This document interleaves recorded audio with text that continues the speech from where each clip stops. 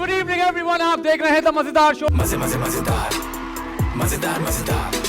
क्या सोचा आपने, प्रोडक्शन क्यों किया आपने? जो हम काम करते हैं उसी से रिलेटेड कोई चीज़ कनेक्टेड हो तो वो करने में और मैनेज करने में आसानी होती है। क्या सोच के आप कराची हैं? क्या सोचा आपने कि मैंने कराची क्यों जाना है? नहीं, मैं कराची खुद से नहीं आई। वो लेके आया था, अगवा हुई थी ये क्या मतलब है? किसी से मोहब्बत हो गई थी। तरबूज हाथ में पकड़ के तोड़ते हैं या छुरी से तोड़ते हैं?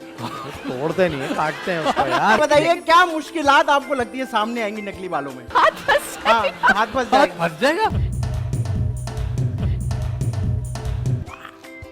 ये कव्वा नशे में। नहीं, नशे में नहीं है भाई। बताइए क्या है? काला जीरा है। जीरा अरे सफेद जीरा! है।